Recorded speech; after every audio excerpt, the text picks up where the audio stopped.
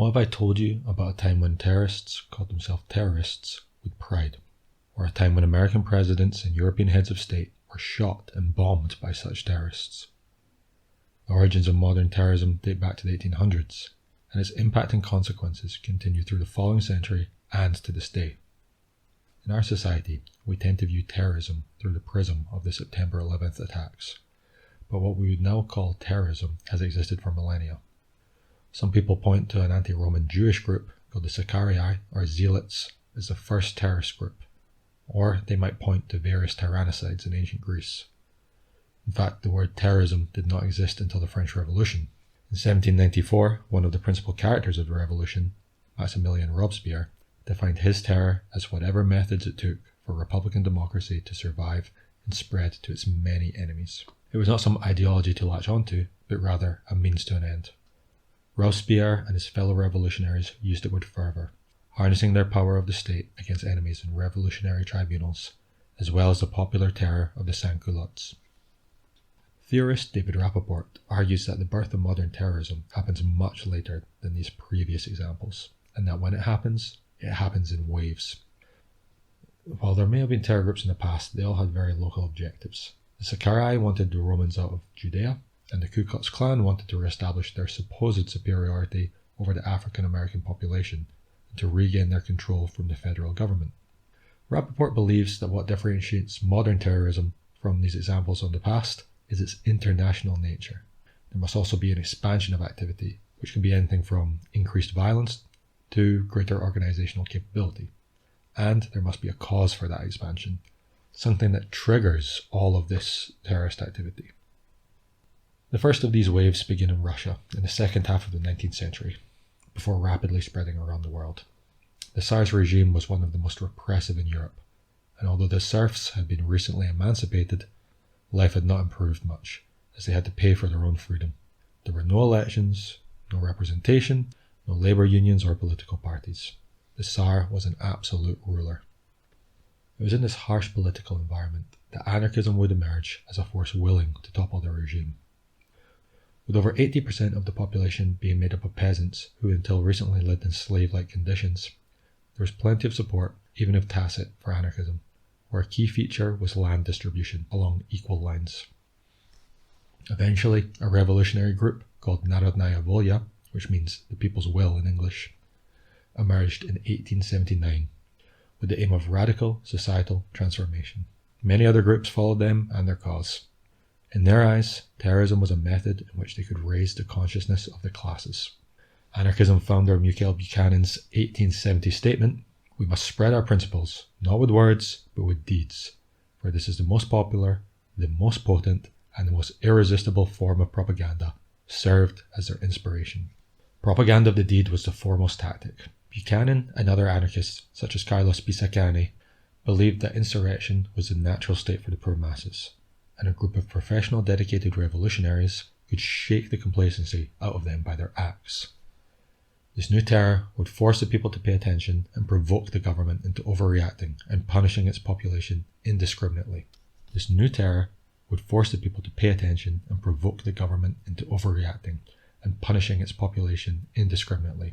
Further weakening the government's position and its legitimacy with the masses. The group's members purposefully named themselves terrorists. While previous revolutionaries had attacked military targets and were deemed guerrillas, Narodnaya Volya would be willing to attack non-combatants for their cause. And although Narodnaya Volya had a small core group, it could rely on a large group of supporters who were present in every Russian city to help recruit members and provide funding and safe houses. So, Narodnaya found success early on, killing a couple of provincial governors, but soon decided they had to think bigger, choosing to concentrate on assassinating the Tsar himself. They developed almost a monomaniacal obsession, throwing aside thoughts of their potential revolution and focusing instead on the deed itself, and organising themselves to achieve this. They had a forgery department, a smuggling department, specialists in surveillance and counter-surveillance, and they divided their group into cells who had no knowledge of the other cells, where ignorance could be their shield against state infiltration. Now, during this time, the group decided to use technology in a new, novel way, by adopting dynamite as a preferred method of assassination. Dynamite was originally patented as a tool for mining in 1867, but soon was adopted by the military and terrorists everywhere. On the surface, dynamite seemed an illogical decision. It was expensive, it was hard to get, and it was difficult to move. To use them against a target was a suicide mission for the terrorists, as the weight required them to get extremely close to the target, and this would inevitably result in terrorist death, or their injury, or their capture. But, despite the consequences, the use of dynamite was still preferred to guns. From one member's viewpoint, guns would have been interpreted as an ordinary murder, and would not have expressed a new stage in the revolutionary movement. On the 1st of March 1881, after numerous attempts, they succeeded. Tsar Alexander had been expected to observe a routine military roll call. While on the ride there, a member of Narodnaya Volya threw a bomb at his carriage. The resulting explosion killed one guard, but the Tsar was left unhurt. However, a second bomb from another revolutionary did the job. The Tsar bled to death, with his legs destroyed and his face disfigured. The death of the Tsar marked the first high-profile success in the golden age of assassination. In the following years, monarchs, presidents, and prime ministers were frequent targets of assassination by anarchist terrorists. In fact, from 1892 to 1901, more heads of state or government were assassinated than any other time in history, giving this period the nickname the Decade of Regicide. Anarchist assassinations and bomb throwings occurred in 16 countries, spread across Europe, Australia, and North and South America. The fear of assassination was rife. In 1898, Kaiser Wilhelm of Germany refused to visit Egypt because he was scared of an attack by the Italian anarchists who resided there. So this anarchist wave was spreading quickly around the world. The invention of the telegraph, mass printing of newspapers, and steam travel transformed the assassination from an isolated act of terror with a local dimension to an international wave of terror. News of attacks spread to other countries in a day, terrorists could travel and spread their vision, and mass immigration created diaspora communities who were willing to listen, engaged and excited at happenings in their former countries. Although Narodnaya Volya was eventually destroyed, other groups of dedicated revolutionaries formed and continued the killings of hated officials in Russia, although none of them had the success of killing a Tsar again.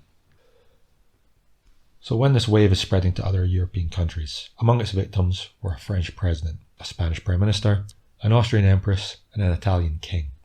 There were also numerous other attempts. So the wave appeared to be everywhere, with the authorities powerless to put an end to it. A British journal described it as an epidemic, almost as mysterious and universal as the influenza, against which police precautions appear to be as useless as prophylactics against a fatal sneeze. Although clearly international in nature, the world viewed terrorism as a very European problem. American cities had small but important anarchist and radical socialist clubs popular with immigrant communities, but they believed that terrorist violence originated as a response to the repressive monarchies, and thus their own response was decidedly complacent. Anarchist violence was minimal. The most notable assassination attempt in the United States was in 1892 against Henry Clay Frick, who was a hated manager of Carnegie Steel. Frick was despised for his strike-breaking and his use of Pinkerton agents, who ultimately killed workers. However, many strikers were displeased with the assassination attempt, as it discredited their movement, and soon after, their union would be broken. Another notable attack occurred at Haymarket Square in Chicago, where an unknown assailant threw a bomb at police, killing 7 police officers and 4 civilians. The subsequent hysteria ended anarchism as an effective political movement. The colour red was even banned in advertising due to its association with the radical left. During the sham trial, evidence was presented that one defendant had built the bomb. However, there was no proof that any of the 8 defendants had thrown it. Nonetheless, they were each given lengthy sentences, and 4 were hanged. Middle-class support completely disappeared, and labour unions expressed their outrage and distanced themselves from the act, although their membership numbers still plummeted anyway. The Knights of Labour went from 725,000 members to 100,000 members. Eventually, the adoption of International Workers' Day, or May Day, was created to commemorate those sentenced, but anarchism as a political force and its hope for a revolution in the United States was dead. So all in all, things were looking pretty quiet in America. There was a widespread belief that America's freedoms and liberties made it simply immune to the scourge of Europe, including foreign and domestic terrorists. It was thought that the First Amendment would satisfy anarchists as they could publish their propaganda uninhibited, and they wouldn't have to resort to targeting public officials, lest they faced the wrath of the United States government. The New York Times even editorialized that there are no Native American anarchists. This delusion was shattered soon after. On the 6th of September 1901, Michigan native Leon Czolgosz shot and fatally wounded President William McKinley. Like most Americans, McKinley had a disdainful view of the threat of anarchist terror and liked to greet the crowd. Soldiers inexperienced with police duty were used to provide security at his visit to the Pan American Exposition, which was advertised beforehand. Czolgosz joined the line of people waiting to shake McKinley's hand, hid his gun under a handkerchief, and when it was his turn to shake the president's hand, shot him twice in the abdomen. When the president succumbed to his wounds over a week later, the response against the anarchists was decisive and unanimous. Unlike in Russia, where the anarchists had a somewhat large degree of public approval in their fight against Tsardom, the American public and state unleashed their fury on the anarchists. In one example, a New York man urged a crowd to march to Paterson, New Jersey, which was a popular location for anarchists, and slaughter the inhabitants. He exclaimed, "If President McKinley dies, there will be 10,000 anarchists killed in Paterson to avenge his death." In Paterson itself, a detective told the New York Times that the best way for police to deal with anarchists was to go to their meetings armed with a sawed-off shotgun and shoot the speakers when they begin to rant. Citizens drove anarchists from their homes and shut down their press. The police arrested thousands without warrants. Emma Goldman, the pivotal figure of anarchism all over the globe, was assaulted by a police officer while in custody, and there was little sympathy for her.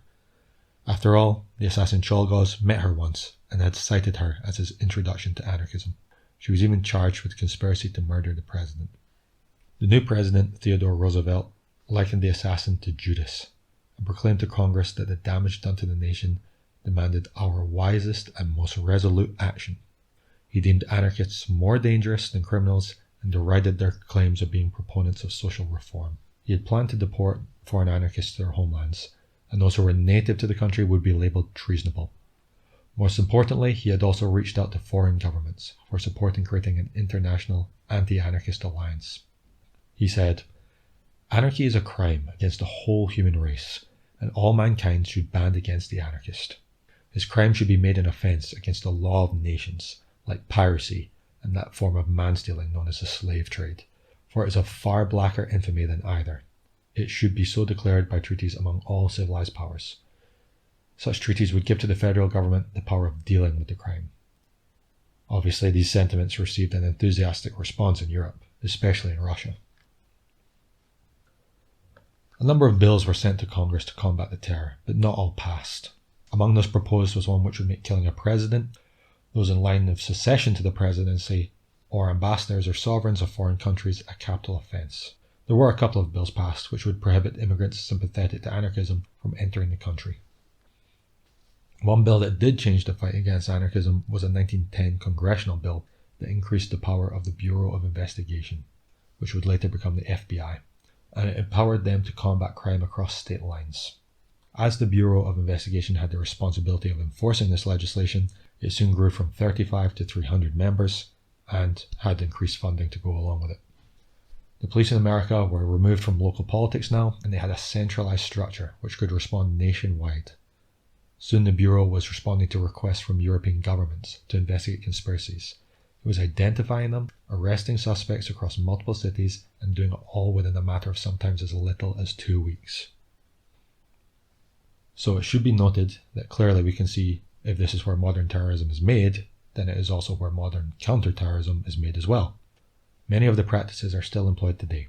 Police forces were reorganized and new units were created specifically to deal with the problem, like New York's Anarchist Squad.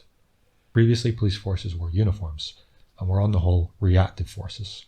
They responded to crimes after the fact. Now they had to be preemptive and proactive.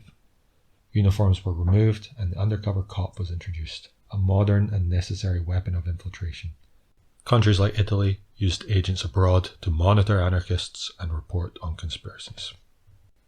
During this time, terrorism was also deemed a special and particularly deviant crime. Terrorists were not normal criminals. Russia in particular abandoned public trials and often executed the sentenced within 24 hours or less, hoping their swift response would stop producing martyrs. Court-martials, not trials, were used against those charged with terrorism, with defendants denied counsel, public hearings and appeals. And many of these methods were counterproductive. Women and children were often among those executed, which further advanced the terrorists' aim of undermining the state's popularity among the people. It was also a convenient time for governments to label any attack against the state as anarchist, in hope of smearing the perpetrators. After an attack by Indian nationalists, the British colonial authorities were quick to attribute it to the boogeyman of anarchism, despite the evidence proving otherwise. No matter how successful the terrorists were in assassinating their targets, they ultimately failed. No government was toppled and the masses never rose up, inspired by the actions of a dedicated revolutionary cell. So why did this wave fail in the end? One reason was the joint response of governments around the world unifying against the terrorists. Russia and Germany were particularly invested in solidifying an international response to the problem, and many countries worked together and shared intelligence on anarchists, sometimes directly through police forces and sometimes through diplomatic channels. Surprisingly, despite their own histories with anarchist terror, the United States and Italy never signed up. The United States was basking in isolationism, and Italy feared that if it were to sign up to this pact, other countries would deport this sizable number of Italian anarchists right back to them. There was also the seismic shift of World War I. Governments now had external state enemies, and the outpouring of nationalism and jingoism that the war stirred up was not exactly conducive for anarchist propaganda. At the end of the war, the labour movement shifted from anarchism to communism, once the Bolsheviks had taken over Russia and defeated their many enemies. They moulded the international labour movements in their image, and there was no more room or tolerance for anarchism. Anarchist terrorism continued for a while after World War I, including an attack on Wall Street in 1920, which killed 40. But those days are a far cry from anarchism's peak, and it hasn't had an international dimension since before the war. Ultimately, although these groups failed, they did provide the blueprint for terrorism of the 20th century and beyond. If you consider their complete dedication to indiscriminate violence, their semi-autonomous decentralized cells, and their unflinching belief that terrorism is an end in itself, you can see the parallels in groups present in our modern society. However, it should be noted that a clear divergence between the terrorists of the past and the terrorists of the modern era is the scale of the violence was significantly lower. For example, between 1880 and 1914 in Russia, only 160 people were killed due to the actions of anarchists. So now we have the blueprint for international terror. The tactics of the first wave will be built upon and improved. The second wave will be the most successful wave of terrorism, and many of the terrorists themselves will be turned into national heroes around the world.